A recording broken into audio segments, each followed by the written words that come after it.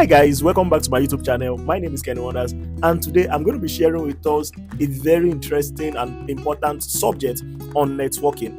The pressure to network. You've heard the statement, your network is your net worth, but what nobody tells you is the awkward moments, even sometimes the fakeness that you have to embrace just to network. So today I'm going to be sharing with us on the pressure behind networking and what really works on your journey of networking. Let's get into it.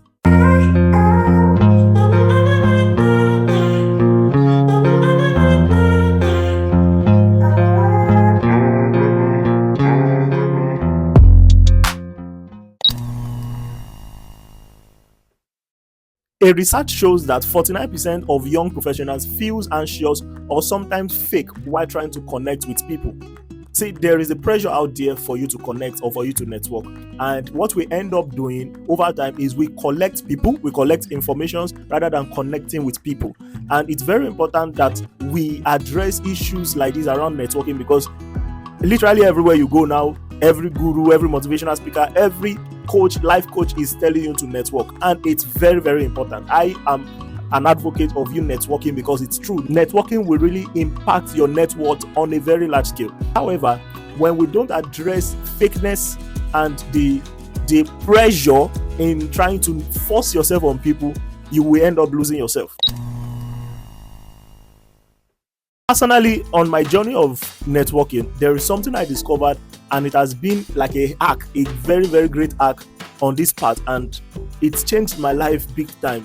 Growing up, I began taking my journey seriously, my life journey. I began reading books. I remember at the age of 16, I started reading the Bible. I started reading books by Ben Carson, books by Dr. Miles Monroe, a lot of books like that. And it has always been this part of me knew that there is something great inside of me. There's something I wanted to do, or there's something that has been inside of me that wants to come out. But I needed people around. I needed people to help me out on this journey. So I have been so intentional about the friends I keep, about the people I talk to, about the people I associate with. But while on this journey, I realized there were many mistakes I made because there was this pressure to always want to meet people I feel they were important. There was this pressure to always want to make friends with people from different fields of life. And what it ended up becoming was I became frustrated because sometimes I realized the people you wanted didn't want you, and it can be so annoying. And at some point I felt like this was unfair. I felt like, how would I love someone so much and in return the person is not reciprocating the love? Or how will I want someone so bad and they are not interested in reciprocating that level of desire or that level of attraction? So I began to get provoked, get frustrated. Along the line, I began to focus on myself. I began to improve on myself. I began to improve my skill, and I began to do what I was doing. I remember back then there was a time I wanted to be on a speaking platform. I wanted to be invited for events and be given opportunity to speak. And I remember reaching out to a firm back then, an organization, and it was just embarrassing. I can't believe I did that. I can't believe I did that. They turned me down, obviously, but I began to focus on myself and improve on myself. And I had my own platform. I was teaching, doing my thing. Suddenly I realized that people started looking for me. When I say people, I mean men of caliber, men of stature, men and women alike. They resource people. They started reaching out to me. I remember a friend, presently we are very close friends now, but as at the time he reached out to me, I have always admired him from afar. I've heard a lot about him. He was quite popular in his community, and I was like, I would love to come around this person. But guess what? He reached out to me to become a friend. He reached out to me so I realized that something changed from Kenny Wonders of 18 years, 19 years, who was always trying to reach out to people, trying to make people like him, to a Kenny Wonders that people are now reaching out to, people are now trying to engage with. Something changed in between the line, and that thing is what I call discovering value. Discovering your value and discovering your worth. It is what you can offer that weighs your value. It is what you have from within that weighs your worth. And over time I began to see that things I was chasing began to chase me in return. So I discovered that the more I focused on developing my skills, the more I focused on mastering myself, the more I focused on being comfortable in my skin, not comfortable in my mediocrity. No. Being comfortable in my skin is being comfortable with the person God has called me to be. Right. The more I pressed into this journey of self-discovery, the more I attracted the kind of people I have always desired. So I discovered on your journey of networking, yes, it is very good to learn. It is very good to learn how to network, because it is one thing for people to reach out to you, and it is another thing for you to have the wisdom to keep friends of value. It is another wisdom, So that's why it's good to go for lectures, teachings, conferences where you will be taught on networking. It's very good. But beyond just being taught how to network, it is also very important that you first spend time discovering yourself. Network with yourself before you network with others. Network with yourself. You have to find satisfaction in the person you are becoming. It is when you have found that level of satisfaction that you will attract the right kind of people. But when you keep going around, you will look desperate, and an average person can detect desperation. So you have to embrace yourself by what you can offer, the value you are, your worth as a person, understanding your clan, your tribe. Some of you don't know you have a tribe. Some of you don't know, you just want to network with every kind of person. In short, one of the greatest deliverance I had was that I began to understand that there are people you admire but you don't associate with. There are people you admire but you don't associate. You don't need to associate with them because they are not your tribe. So the fact that I admire Ferrari and I live in Nigeria where the road is beautiful, because I admire Ferrari does not mean Ferrari will work or Ferrari is going to be compatible with me in Nigeria. Even if there are good roads, in some places. What about some locations where I will need to visit frequently and the roads are not as good as that? So the point I'm making is that you admire something does not mean you need to associate with it. Do you get what I'm saying? So you have to understand that you have your tribe, you have your clan. So if you have not come into a place of discovery, you will not know this exists. So you will just go about trying to be with everybody, trying to network with everybody, and then you end up getting frustrated because you have collected all kind of persons and you are not responding, you are not interacting with them. You know how many people get contact of people in conferences that they never message? You just waste your time, waste the memories of the space on your phone, collecting contact up, from here, from there, from everyone, and you never message them. Why? It's because you don't feel connected with them.